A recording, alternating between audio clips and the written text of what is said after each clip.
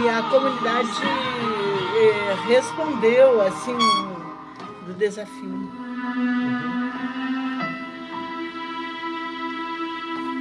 Pode abrir. Aqui. Bom dia, queridos irmãos. Vamos novamente estudar a Bíblia juntos. E uma coisa muito interessante a respeito de nós estudarmos a Bíblia juntos é que quando estamos lendo a palavra de Deus, meditando nela, o Espírito Santo, ele nos une e nós podemos crescer na fé. Isso é interessante para você, meu irmão? Você acha que isso é uma coisa boa? Eu acho que é excelente. Então, estou aqui para convidá-lo a juntos examinarmos um texto muito bonito da Bíblia hoje. Estamos junto com o pastor Ivan e nós vamos estudar, ele já colocou aí no Face, o tema de pais e filhos. Sabe por quê? Porque nós vamos estudar a parábola do filho pródigo. Bom dia a todos, que a graça e a paz do nosso Senhor Jesus Cristo permaneça com todos vocês, com todos nós. Vamos estudar hoje um tema bastante interessante a respeito dessa parábola do filho pródigo, tratando desse tema pais e filhos, né? Esta maneira de Jesus expressar o reino de Deus de uma maneira muito humana, de uma maneira muito própria, usando parábolas que representavam a história do dia a dia, do comum, das dificuldades familiares, das dificuldades relacionais, das dificuldades e adversidades impostas pela vida. E esta parábola do filho pródigo mostra muito da humanidade dentro das adversidades, e Jesus utiliza dessa parábola como uma figura a respeito do cuidado de Deus sobre as nossas vidas. Algo que é bastante interessante é que o pai dessa parábola, ele não representa Deus. O filho dessa parábola não está representando diretamente o filho perdido, mas a figura da ideia que é transmitida nos remete a essa reflexão. Então, Deus utiliza, Jesus utiliza de uma situação extremamente comum e humana para mostrar o quanto nós podemos ver Deus revelado em todas as coisas comuns do nosso cotidiano. Que bom, né? Irmãos, antes de iniciarmos propriamente o estudo da palavra, vamos pedir a bênção do Senhor, a sua santa companhia para ficar conosco. Vamos orar juntos. Pai nosso que estás nos céus, nós estamos aqui gratos porque o Senhor cuidou de nós durante os últimos 7 dias e estivemos com saúde e principalmente o Senhor nos deu disposição para estudarmos a Tua Palavra. Agradecemos por essas bênçãos que temos recebido e pedimos ao Senhor que nesta manhã o Seu Santo Espírito nos acompanhe, nos faça pessoas de iluminação espiritual para que possamos compreender todas as lições que o Senhor quer para nós. Em nome de Jesus, amém.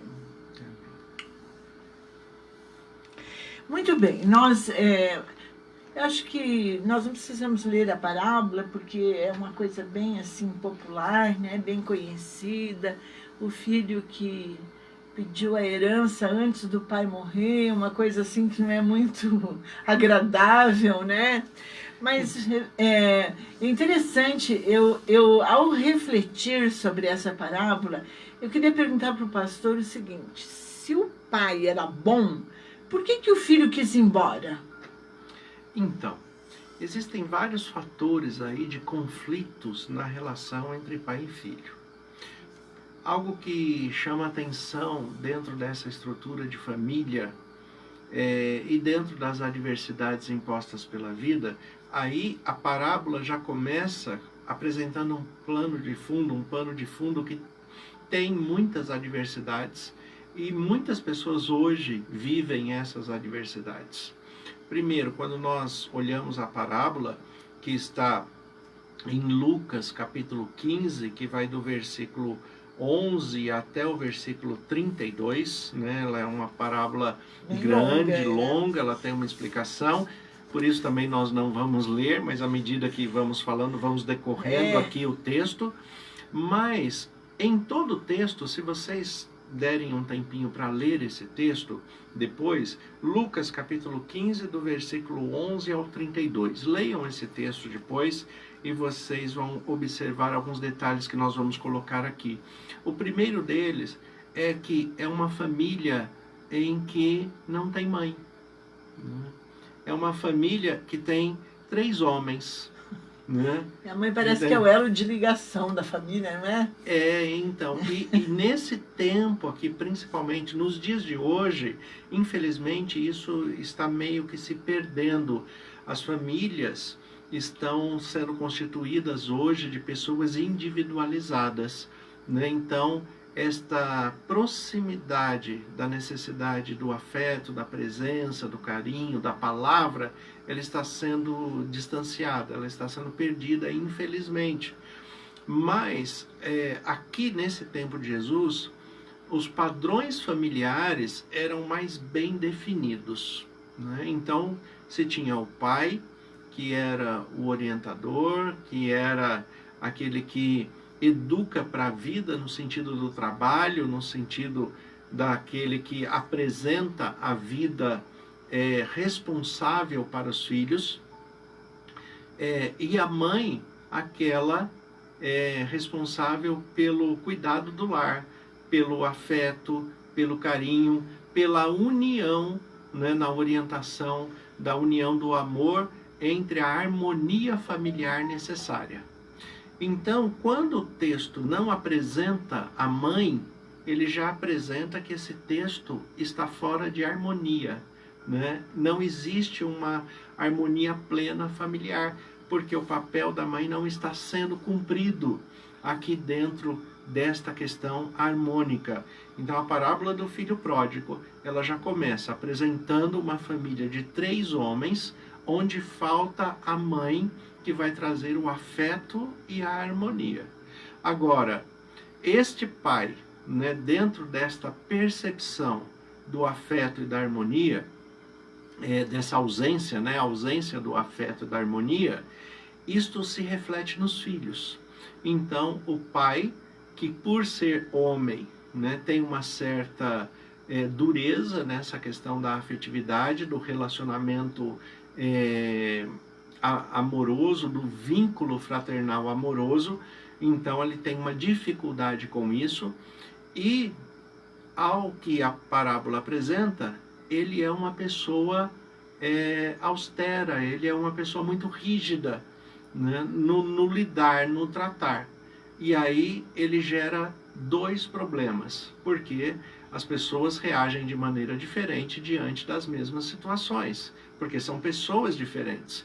Então, a parábola mostra 2 filhos que se apresentam de maneira diferente. Um filho extremamente responsável, né, diante daquilo que o pai conseguiu transmitir para ele durante o tempo de educação em que o pai exigiu que os filhos fossem responsáveis. Então, um se tornou extremamente responsável, né, mas a dureza da educação paterna trouxe uma dificuldade nessa relação com o filho responsável, e o outro filho se tornou irresponsável demais, né, porque houve uma rejeição dessa instrução paterna. Até a expressão pródigo, né, pródigo, que as pessoas acham que o filho pródigo é aquele filho que foge, é aquele filho que sai de casa, é aquele filho que não se dá bem na vida, é aquele filho que se dá mal, se arrepende e volta. Pródigo não quer dizer nada disso. Pródigo quer dizer gastador. Isso, né? Ou esbanjador. Esbanjador. Ele é um filho esbanjador. Por quê? porque ele mostra as diferenças de caráter e personalidade que são desenvolvidas dentro das fraquezas humanas. Então o pai educou os dois filhos na sua simplicidade, no seu jeito, com a ausência da mãe, porque é a mãe que não está no texto, ele fez o melhor que ele pôde. Agora, a resposta dos filhos. Um se tornou extremamente responsável, porém com uma série de traumas e conflitos nas suas emoções, nos seus sentimentos, que a gente vai falar um pouco disso. E o outro, né, se tornou rebelde, se tornou gastador, se tornou irresponsável. Né? São os dois lados de uma moeda. Agora, são dois lados extremos. Tanto de um lado quanto do outro, falta equilíbrio, falta harmonia, né? Falta o papel da mãe. Olha que interessante, nunca tinha pensado nisso, né?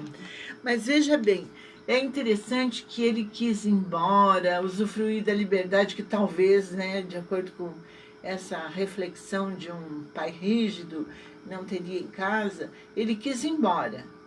Foi, esbanjou tudo que ele tinha, e depois, por que ele quis voltar? Se ele quis sair, por que ele quis voltar agora, não é? Então, existe algumas questões aí que a gente tem que colocar, né, e dividir para poder, né, decorrer melhor aí o tema. A primeira coisa, né, ele quis sair e ele pede a sua herança antecipada. E o pai dá, né? Isso mostra, né, o quanto, né, esse modelo de pai cada vez mais é comum nos nossos dias. Né? É muito curioso porque isso foi escrito há quase 2000 anos. E está, né, atingindo nós. E até hoje é do mesmo jeito. Aqueles pais que são muito duros no seu falar, né? Não tem muita afetividade com os filhos, tem um jeito até estúpido, grosseiro de falar, né? Mas na hora que ele tem que tomar uma decisão séria, ele cede. Né? Ele não toma decisão, ele não confronta, ele não enfrenta. Porque quando esse filho pediu herança, o que esse pai deveria ter respondido? Eu não morri ainda, né? Por exemplo, né? Então, por exemplo, eu não morri ainda. Ou levar o filho a uma reflexão, falar, filho, o negócio é o seguinte, tudo que eu construí é meu. Foi eu que construí, vocês são herdeiros. Se eu deixar alguma coisa para você quando eu morrer, você vai ter. E se eu quiser gastar tudo o que eu construir, eu gasto e não te deixo nada. Né? Porque é ele que construiu, né? Porque é ele que construiu. Então, os pais têm que levar os filhos a refletirem e a reconhecerem que eles têm que construir a própria vida. Né? Um dos grandes males que nós temos na sociedade moderna é que a nova geração, uma grande parte da nossa juventude, os jovens agora, eles têm a percepção de viver de herança. Eles não constroem, né, a sua própria vida. Eles vivem daquilo que foi construído pelos pais. Né? E é isso que o filho pródigo está mostrando. Ele quer viver daquilo que foi construído pelo pai. O pai tem que chegar e falar, olha, você tem uma vida confortável, você tem uma vida agradável, mas foi eu que construí. Você tem que construir a sua vida. Você tem que construir a sua independência, a sua autossuficiência. Você tem que se construir também. Você não pode viver pensando naquilo que eu vou oferecer para você. Era isso que o pai deveria ter dito. Mas o pai, que num primeiro momento era muito rígido, era muito austero, tentou oferecer uma instrução muito regrada para que os filhos fossem responsáveis, no dia que o irresponsável, né, pediu a parte dele da herança, ao invés do pai fazer todas essas reflexões, não, ele pegou e deu. Né? Foi frouxo, vamos dizer. Foi frouxo. Então não adianta eu ter uma voz, né, de austeridade, né, e ter um comportamento de frouxidão. Né? É inconsequente, né? É inconsequente. E essa incoerência entre a voz e a atitude, né, é que vai gerar o conflito nos filhos. Né? Porque o filho também, na sua... no seu jeito de imaturo de ser, ele vai testando os limites. Né? Então ele vai testando todos os limites. E à medida que os pais vão cedendo, né, esses limites vão sendo cada vez mais forçados para o seu próprio mal. Porque acaba que o filho não teve não teve uma vida feliz, né? O texto mostra isso, né? Agora a colocação que a irmã fez, né? O que fez esse filho voltar? O que fez esse filho voltar, né, é a memória de um pai que, apesar de ter esta rigidez, de ser duro com relação ao trato, ele também tem uma certa perspectiva de responsabilidade. Ele sabe a responsabilidade que ele tem com os seus empregados, ele trata bem os seus empregados, ele trata todas as pessoas com humanidade. E é isso que o filho se lembra. Porque o filho começa a trabalhar num lugar em que ele não é tratado como um ser humano. Ele é tratado, quando fala que ele foi trabalhar no meio de porcos, cuidando de porcos, e até praticamente se alimentava, né, da mesma comida que os porcos, né? O que o texto está mostrando é que a sociedade em geral e a vida, ela não olha para você com empatia, com compaixão, com misericórdia. Ela não olha para você como um ser humano. Ela te olha como um incômodo, né? Como algo que está ali, né, atrapalhando, incomodando. E não era a perspectiva do olhar do pai desse filho com relação aos funcionários, com relação à vida social.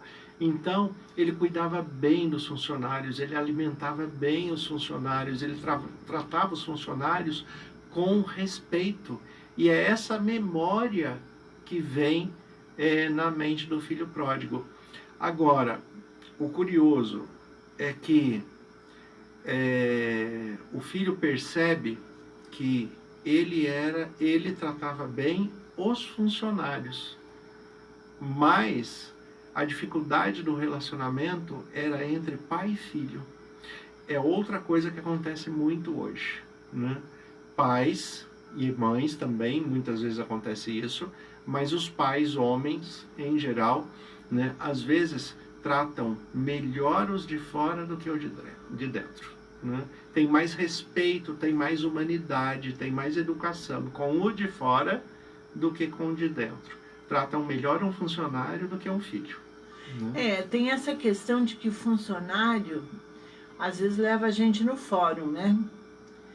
Então... Eu sei, eu já tive empresa, nós já tivemos empresa por muitos anos. E tem isso, né? Chegamos a ter a empresa aí num formato até um pouco grande, nós chegamos a ter 150 funcionários. Bastante. Né? Bastante. E muitos desses funcionários, né, em algum tempo acionaram a justiça porque acharam que tinham sido prejudicados em algumas coisas. Graças a Deus, a maneira que nós conduzíamos a empresa e que nós cuidávamos do funcionário, todas as vezes que a justiça foi acionada, o próprio juiz entendeu que o funcionário recebeu muito mais do que tinha merecido. Né? Então, mas dá trabalho essas coisas, né? Mas dá trabalho, é um incômodo, e o que a gente vê isso, né? A falta de consciência também do outro, né? A outra parte, a falta de observação. E muitos desses funcionários que nós tivemos a oportunidade de encontrá-los depois dessa situação, em outras circunstâncias, né? Eles falavam, olha, o tempo que nós trabalhamos com vocês, né? Foi um tempo bom, foi um tempo agradável, foi um tempo de respeito. E hoje nós vemos isso porque nós trabalhamos em outro lugar em que não tem o mesmo respeito. Tá vendo? É isso que acontece com esse filho. Esse filho em casa, ele era educado, ele era respeitado, ele era instruído, né? Mas enquanto ele estava lá, ele não via isso, né? Mas ele, na cabeça dele, olha a rebeldia desse filho. Ele já tem em mente que o pai trata melhor os funcionários do que o filho, né? E isso, às vezes, como eu já disse, é uma verdade, né? É uma verdade. Porque os pais, não fazendo por maldade, mas por querer educar melhor o seu filho, trazer mais responsabilidade para o seu filho, às vezes ele se torna mais duro dentro de casa do que fora, né? Por exemplo, né, um pai que tem essa dureza dificilmente vai pedir para o filho: olha, filho, por favor, você pode fazer isso para mim? Ele manda, né? né? Ele manda. Ou quando o filho faz, olha, obrigado, filho, por ter feito, né? Ou se não, né, assim, reconhecer o trabalho do filho. Puxa, filho, que legal isso daí que você fez, ficou muito bem feito, né? Trazer esse elogio. Às vezes ele faz isso com o funcionário, ele faz isso com o de fora, mas não faz com o de dentro. E é essa ausência que esse filho sente, e é por isso que ele fica rebelde, porque ele vê que o pai trata bem os funcionários, mas ele não se sente tratado da mesma forma. E isso mostra, o texto mostra que aconteceu, né? Por quê? Porque o outro filho, ao invés de se tornar rebelde, ele se tornou responsável, mas ele não se sente dono de nada, né? Ele se sente um funcionário, né? É mesmo. Ele não se sente filho, ele se sente um funcionário. Ele fala para o pai assim, pai, a revolta dele com relação ao irmão quando o irmão volta. Ele fala: pai, eu sempre tive com você aqui, eu nunca saí do teu lado, eu fiz tudo o que o Senhor mandou e o Senhor nunca fez uma festa para mim. Né? Daí vem a questão, o pai nunca elogiou, nunca reconheceu, né? Nunca reconheceu no sentido de agradar. É o que ele fala: o Senhor nunca fez uma festa para mim, né? Fala: olha, eu tenho um filho bom, eu tenho um filho que me respeita, eu tenho um filho que caminha comigo, eu vou fazer uma festa legal para ele. Agora o outro, né, que nunca fez nada, ainda gastou tudo que tinha, né, o Senhor vai fazer festa para ele e ainda vai matar o melhor boi? Eu não ganhei nem um cabrito, porque parece que cabrito era menor. Que era assim, de proporção, né? Um presente mais frágil, vamos dizer. De menor valor, né? Isso. De menor valor. Traduzindo para hoje, falar assim: nossa, eu não ganhei nem um presentinho de 99, né? O senhor está dando um carro para o outro, né? Então, o que é isso que está acontecendo? E o pai, é curioso que o pai, ele se assusta quando o filho fala isso. E o pai fala assim: filho, você não entendeu ainda que tudo que eu tenho é seu, né? E daí o filho, ele perde a voz, porque na verdade o pai nunca falou isso para ele, né? É claro que ele nunca ia entender que ele poderia usufruir. E também, por outro lado, ele não queria usufruir desta maneira, porque é diferente eu ter a oportunidade de fazer uma festa para mim, né, ou de outro fazer em reconhecimento, né, a minha dedicação, ao meu trabalho. Chamar os amigos. Chamar os amigos, né? Então, assim, mesmo que eu tenha condições financeiras de desenvolver uma festa para mim, ela não vai ter o mesmo valor do que um bolinho simples de uma festa surpresa de alguém que está reconhecendo o seu trabalho, reconhecendo o seu valor, reconhecendo a pessoa que você é, né? É isso que falta para esse filho que ficou. Então mostra que esse pai, ele tinha muitos problemas, muitas dificuldades relacionais. E aí volta de novo a perspectiva, a ausência da mãe, né? que vai ponderar essas coisas, né? São 3 homens vivendo dentro do lar.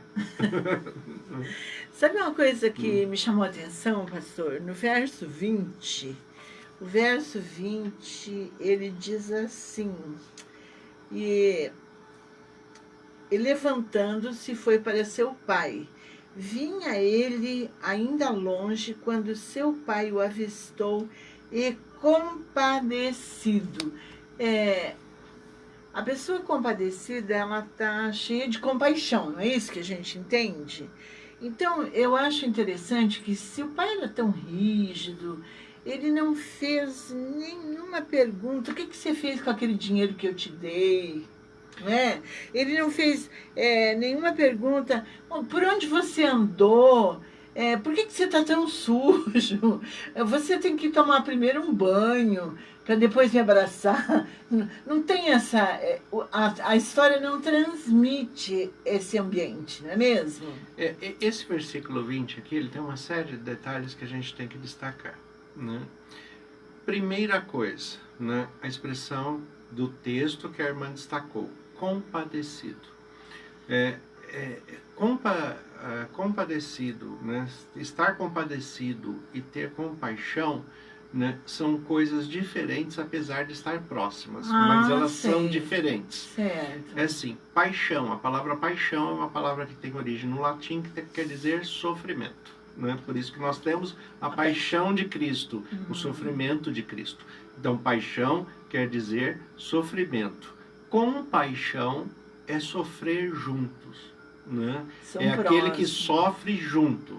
Agora, o verbo compadecer, né, ele tem uma outra raiz: padecer, né?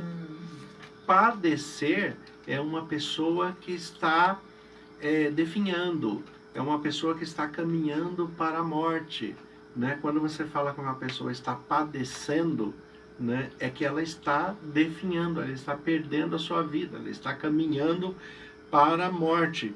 E o compadecido, né, o compadecido é aquele que morre junto, né? Sei. Então, aquele que tem compaixão é o que sofre junto. O que compadece é o que morre junto. Quando a tradução aqui usa essa expressão, e usou de uma maneira muito própria, o texto grego também é assim, ele se compadeceu.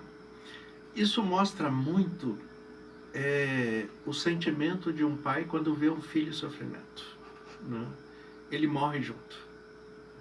E isso me lembra, assim, me remete muito ao pensamento de que um filho, né, um pai que vê um filho que foi para as drogas, que foi para o alcoolismo, né, um filho que assumiu uma vida desregrada e irresponsável, um filho que decidiu, né, caminhar por um caminho destrutivo, né? Então, assim, o pai morre junto, a mãe morre junto. Aqui no caso não tem a mãe na parábola, né? Mas na situação do dia a dia, né? Então, quando ele usa a expressão que ele ficou compadecido, quando ele viu o filho naquele estado, né, ele morreu junto, né? Ele viu: meu filho não pode ficar desse jeito.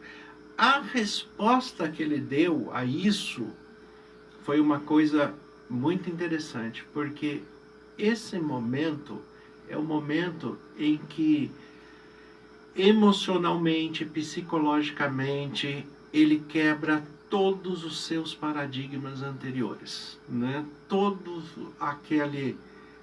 Aquela postura rígida da criação, da austeridade, da formação, da educação.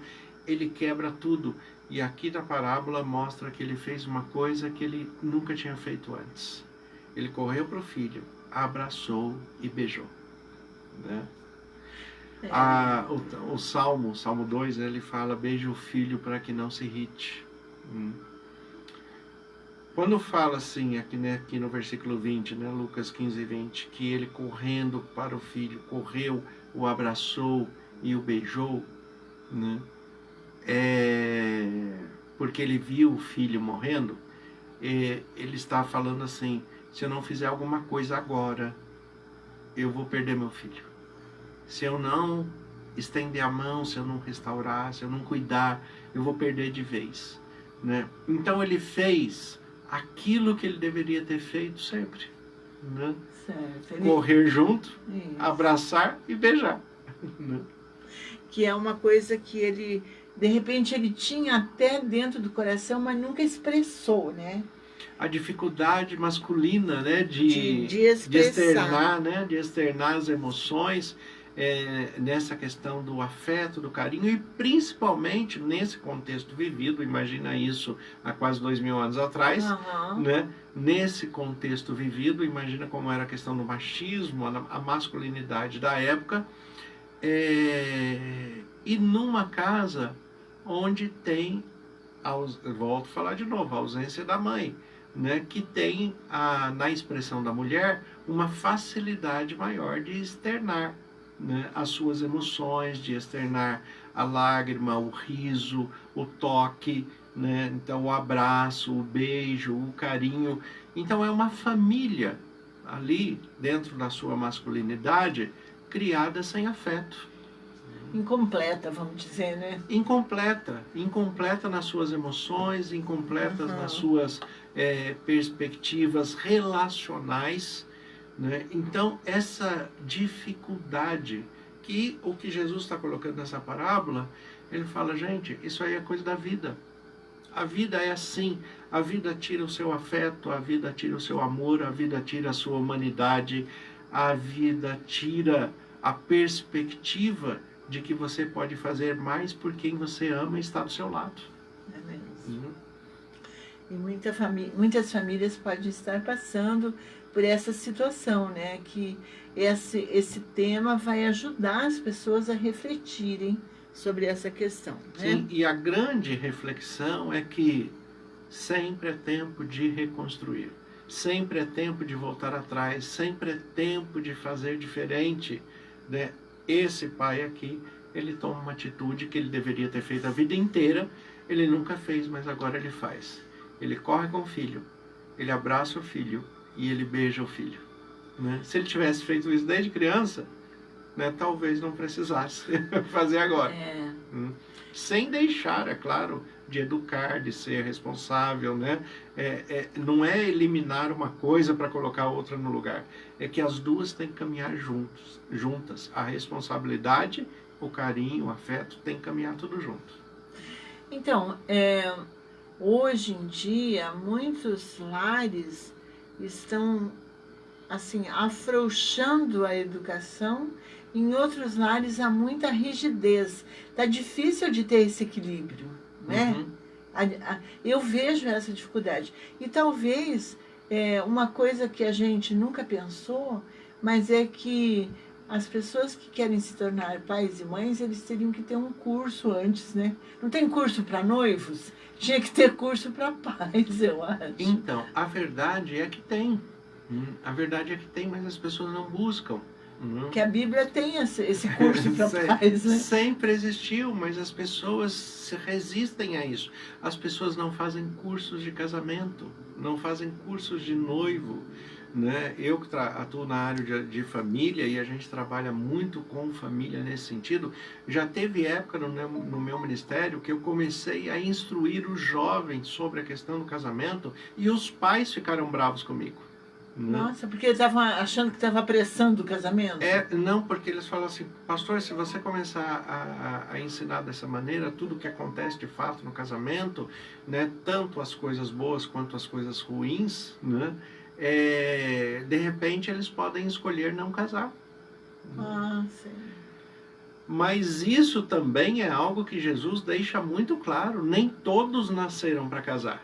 Né? Agora, o difícil é descobrir que não nasceu para casar depois que casou. Né? É melhor descobrir antes, né? É melhor descobrir antes, porque você descobre depois, você sofre e traz sofrimento para o outro também.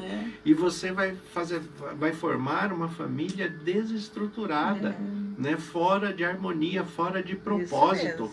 Então, conhecer-se é essencial.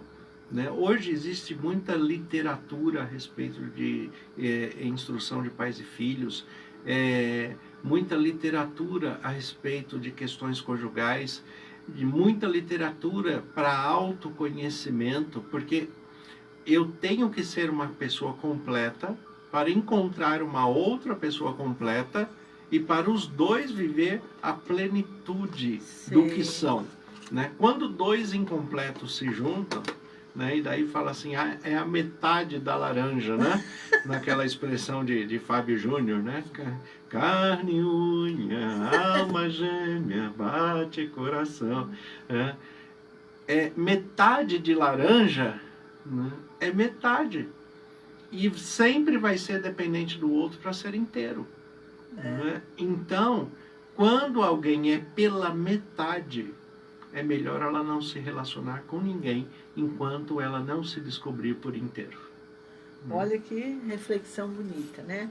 Então, uma outra coisa que me chamou a atenção nesse texto, quando eu estava refletindo hoje de manhã, é que nos versos 18 a 21, tem uma expressão do filho que ele diz assim, que ele vai chegar lá com o pai e vai dizer, trata-me como um dos teus trabalhadores, né?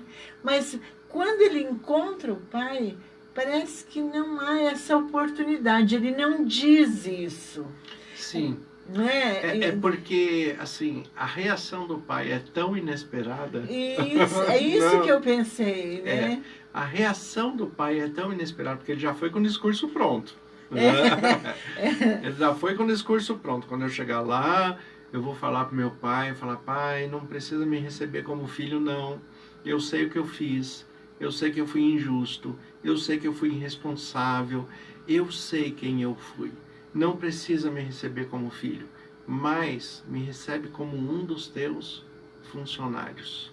Se você me receber como um dos seus funcionários, já está ótimo. Ele vai com o discurso pronto, mas ele chega lá, esse discurso dele por quê? Porque ele já está imaginando que o pai não vai nem recebê-lo. Né?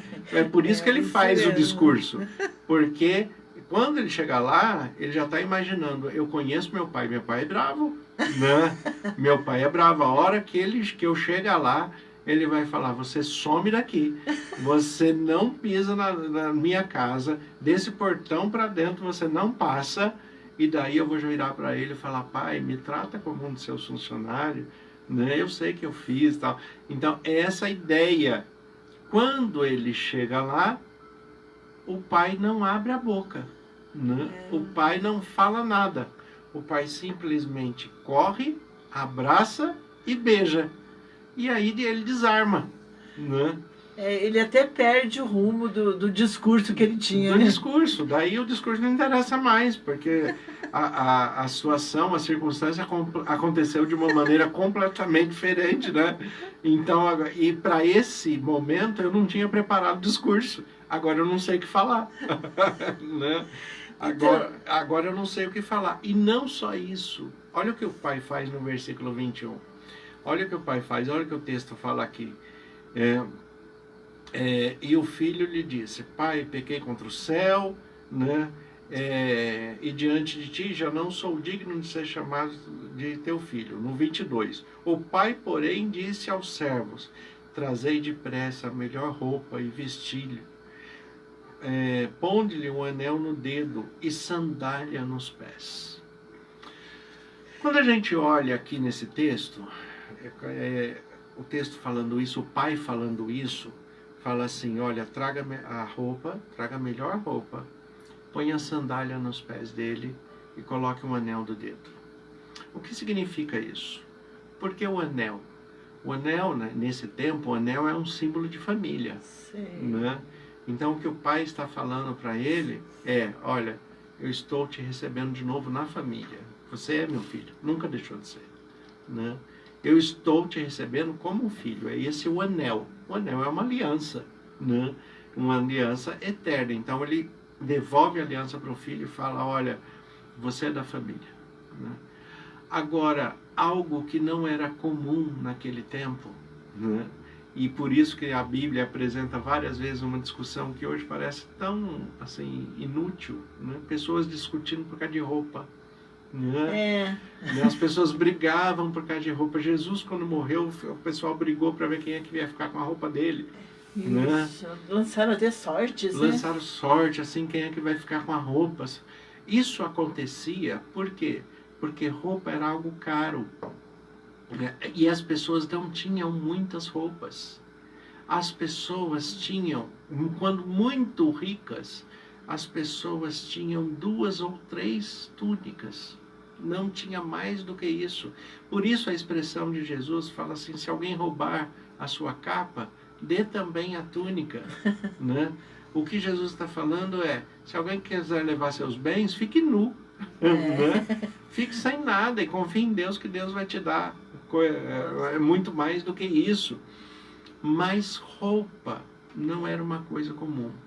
Esse pai, quando fala aqui, põe um anel no dedo, dá a roupa para ele e coloca a sandália nos pés, o que o pai está falando aqui é, eu sabia que você ia voltar, né? Eu já estava te esperando, eu já tinha uma roupa preparada, eu já tinha uma sandália preparada, eu já tinha aqui um anel preparado para você, eu estava te esperando, né? Eu sabia que você ia voltar um dia. E o pai não está falando isso no sentido de falar com acusação, de falar assim, tá vendo? Eu sabia que você ia quebrar a cara mesmo e ia voltar aqui. Não, o pai não está falando isso. O pai está falando, olha, eu sabia que um dia eu ia ter a oportunidade de me reconciliar com você, né? De fazer diferente, de correr para você, de te abraçar, de te beijar, de te vestir de novo como uma criança, né? De te vestir de novo, de colocar sandália no seu pé e de colocar esse anel no dedo, né? Então, é uma questão assim de cultura até, essa questão de receber de volta. Eu trabalhei algum tempo na saúde, né? E teve alguns episódios que eu precisei intervir nessa questão de tipo filho pródigo, né? Uma menina que ficou grávida fora do casamento com um namorado e a mãe queria expulsar de casa.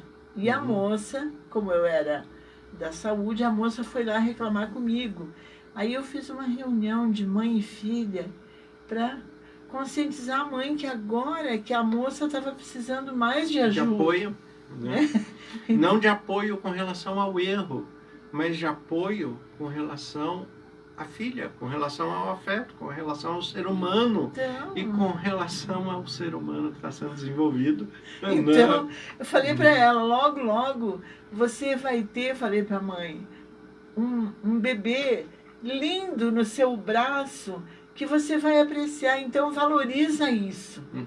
É interessante, porque a história do filho pródigo, ela mostra isso também, o exemplo aqui é pai e filho, mas nós podemos transferir para mãe e filha também, não é mesmo? Claro, porque o exemplo trata do ser humano, isso, né? E o exemplo que está de pano de fundo, o que está por trás de tudo isso, é assim, não deixe as adversidades da vida te amargurarem tanto a ponto de você perder o melhor da vida. Então, que é o amor, né? Que é o amor, que é a compaixão, que é o carinho, que é o abraço, que é o beijo, que é a boa expectativa.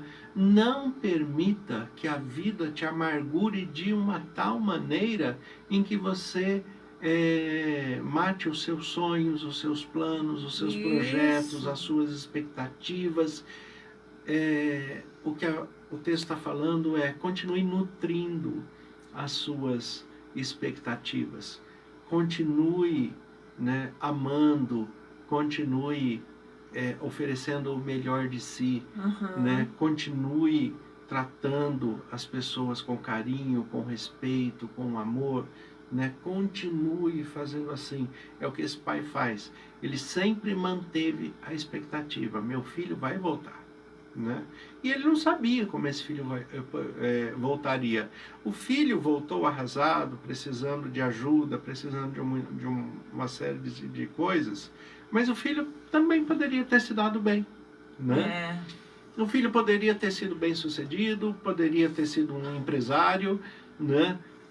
Quantas pessoas saíram de casas em situação adversas, nunca voltaram para casa e se deram bem?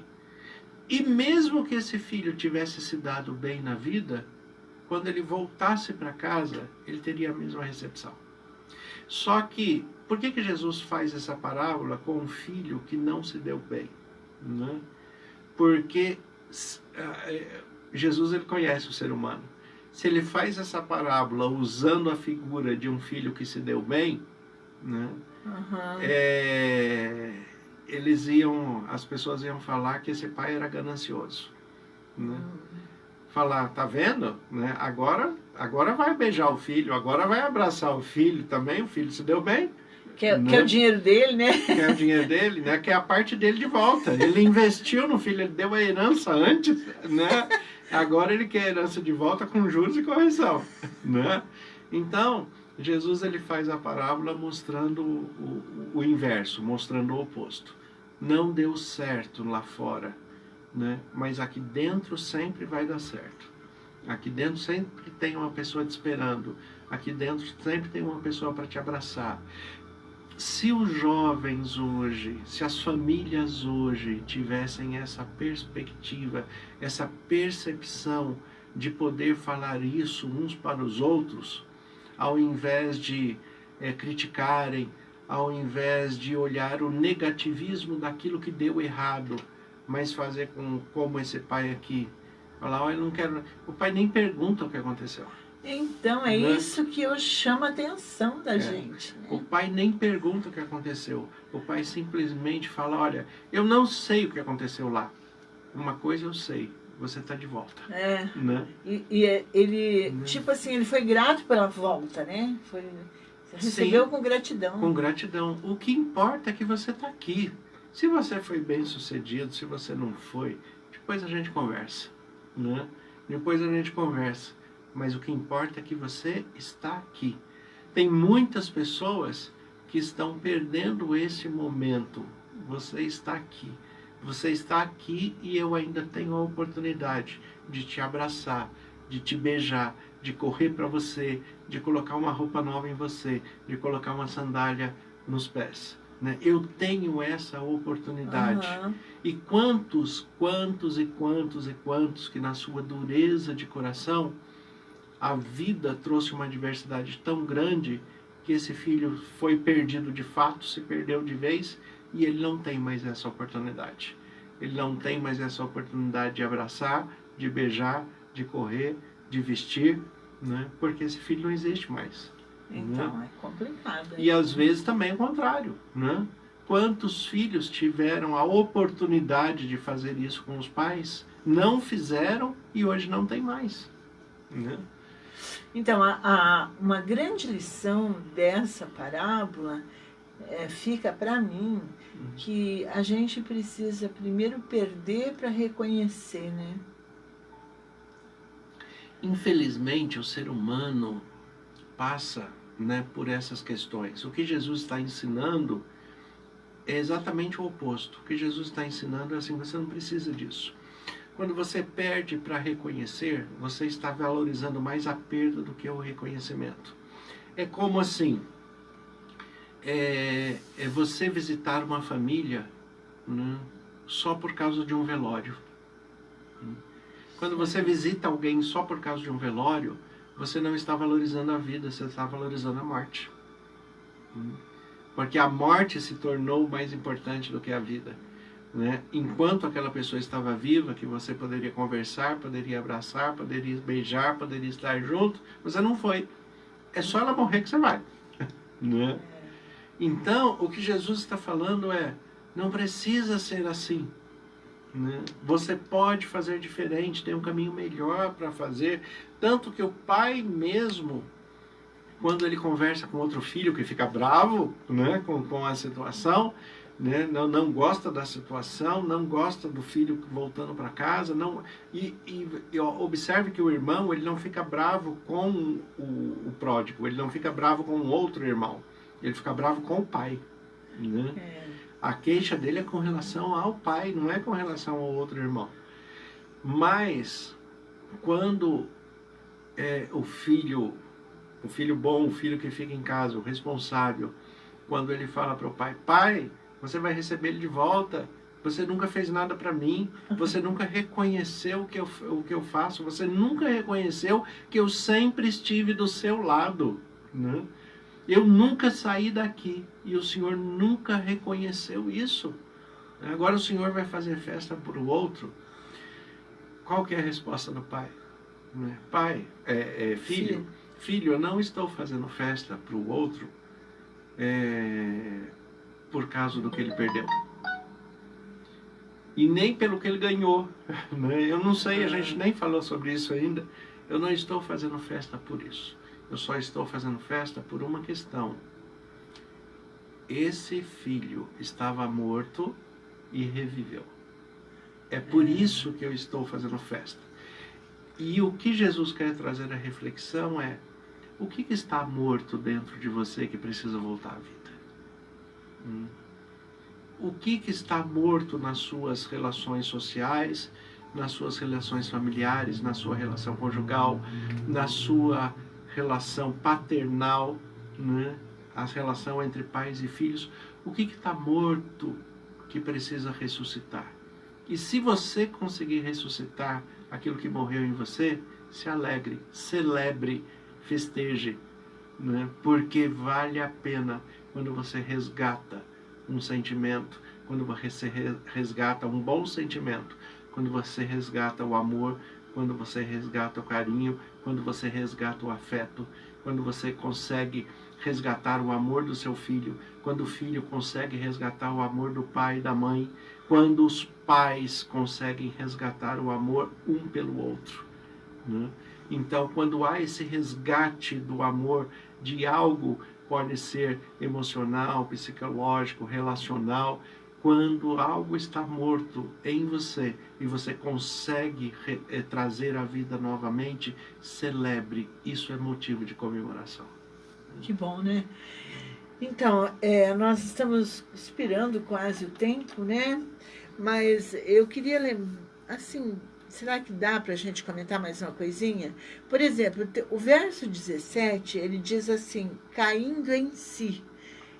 Eu penso assim, será que caindo em si é o mesmo que voltando à razão?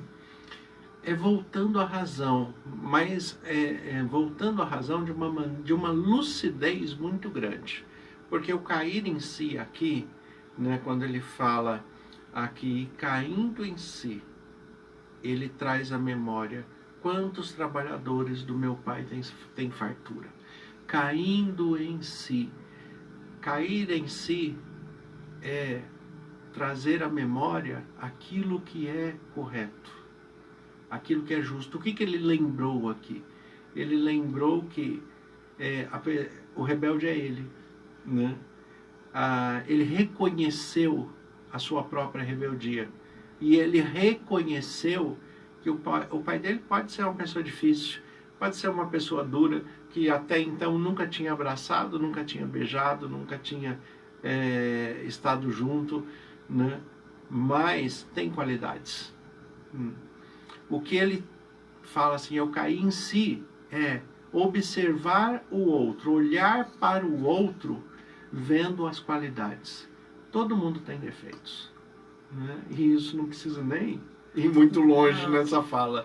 Todo mundo tem defeitos, mas todo mundo tem qualidades também. Quais são as qualidades de quem você ama? Quais são as qualidades?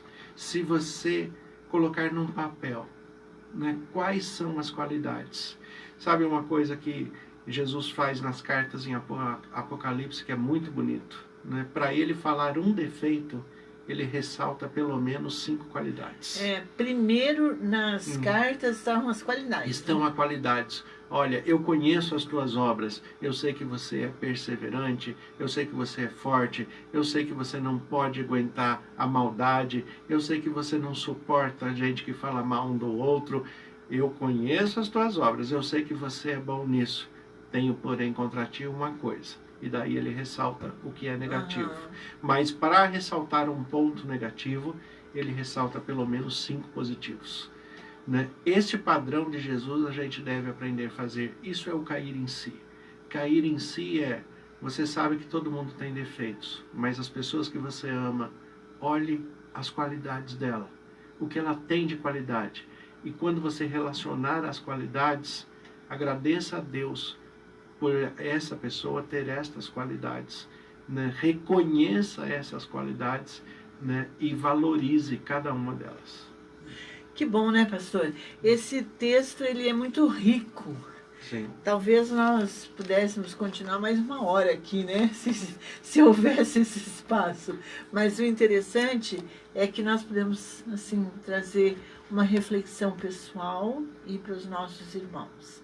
Que Deus abençoe a cada um de nossos irmãos que nos assistiram. E nós vamos pedir para o pastor concluir com uma oração. Vamos falar com Deus. Senhor, nosso Deus e Pai, nós te agradecemos pela Tua palavra que é viva e eficaz. Te agradecemos porque, apesar das nossas falhas, das nossas rebeldias, apesar dos nossos problemas pessoais, nós sabemos que sempre podemos voltar aos Teus braços. O Senhor vai nos abraçar, vai nos beijar, vai nos vestir, vai nos calçar e vai estar conosco todos os dias até a consumação dos séculos. Amém. Como ministro do Evangelho, em nome de Jesus, eu peço que o Senhor conceda das Tuas bênçãos sobre cada um que está acompanhando neste momento, cada família por eles representados, cada irmão, cada irmã, que o Senhor conceda a paz, a direção espiritual e que todos estejam sensíveis à Tua voz e sejam guiados pelo Teu Espírito Santo. Amém, Senhor. Que o Senhor nos conceda uma excelente semana. Em nome de Jesus eu peço as Tuas bênçãos sobre todos nós e oramos assim. Amém. Amém.